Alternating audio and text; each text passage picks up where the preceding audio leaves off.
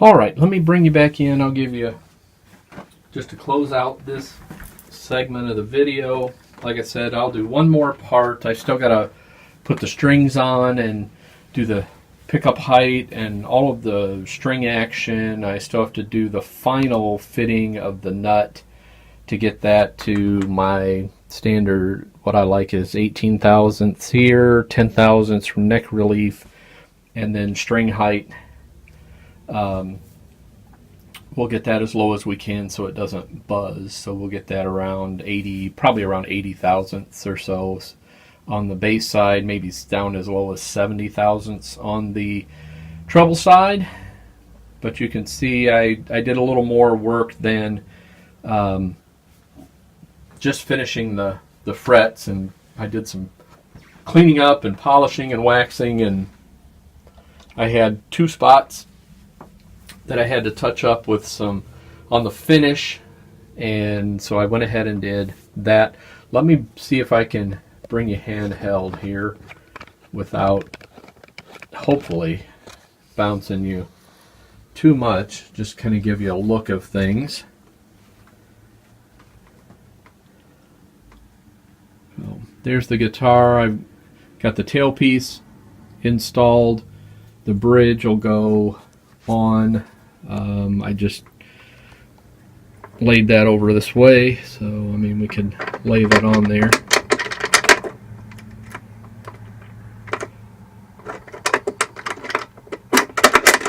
Well, maybe it'll go on.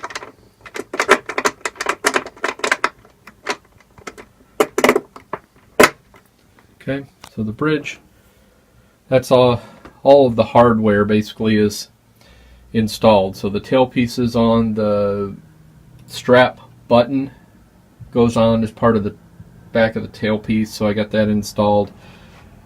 Got the pick guard put on, the buttons for the volume and tone, and I've basically zeroed them, so if you're playing, and I have them all the way turned down, so if you turn it all the way up, there's 10, and I did them all 0 to 10 like that. Again, I think that's more of a preference thing. If he doesn't like that, he can switch them around. That just pops off and goes back on. I did have these guys, the cases that the little plastic holders that the pickups go in, I had those reversed, so I took that back out, swapped those around. The taller one goes, there's one taller and one shorter. You can see that the taller one does go toward the bridge. I double checked that in the kit instructions, and again the finish looks really good. I'm happy with that. I took some steel wool and some 4/0 steel wool and hit the back of the neck, and it's nice and it's really slick, so it should be good to play. And I didn't do really a lot of finish on the neck, just enough to protect the wood, and then I hit it with steel wool to get it slick. Again, I polished the frets. I just kind of wanted to give you a once over of everything that I did here. So there are the frets all polished up, that headstock with the logo and all that's ready, good to go. Truss rod cover is there. I'm not going to worry about that until I get the guitar set up. That'll probably be the last thing that goes on before I actually try to play the thing. So anyhow, I think I'm going to take a little break here and then start getting everything set up. I gotta find out what I did with the nut that I made, and gotta find that, get everything ready for that, to get that all done. And then the last part of the video we'll actually move over to the other room and let you see it, and hopefully get my son over here to play it a little bit, because he's more the electric guitar player than I am, so I'd rather have him play it for you than me. But we'll let you hear how it sounds regardless. So there you go, there's one final view of it, the entire guitar, and I'm going to end this part. I want to thank you for watching. Okay, welcome back everyone to the channel. I think I got some things set up here. We're not in the workshop today, we're actually over in my studio room, and I've invited Corey in. Corey is my son. He's an electric guitar player, electric lead guitar player. And I wanted him to kind of demo the guitar. And again, it's the Fretwire ES175 kit that I spent a couple of weeks putting together. And as you can see, he's holding it there. Nice guitar.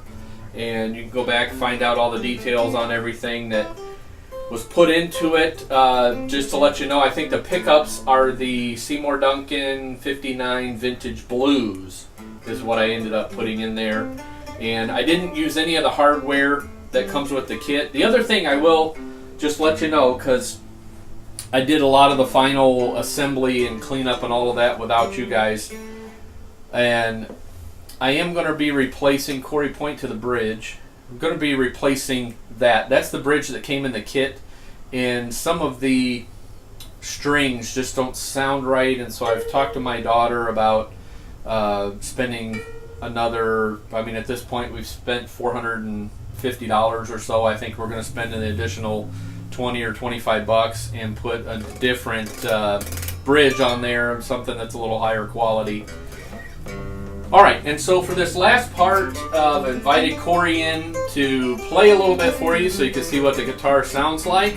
And he's been getting some stuff set up. We don't have anything fancy set up here in the studio. I've got a Digitech pedal that he's got down on the floor there in front of him. And he's recorded a little bit of a loop thing and saved it in there.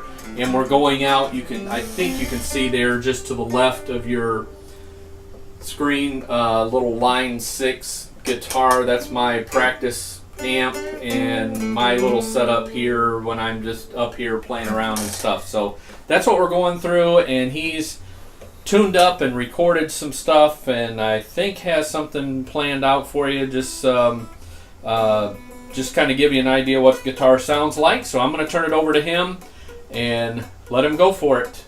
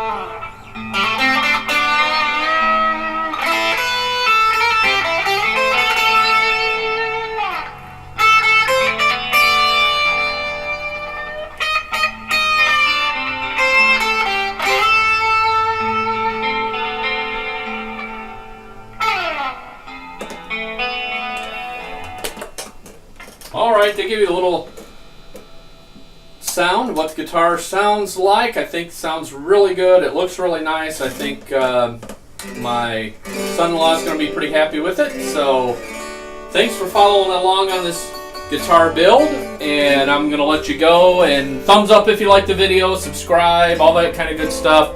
Comment below if you notice anything maybe you'd have done differently or anything like that. And again, thanks for watching. I'll see you next time on the channel.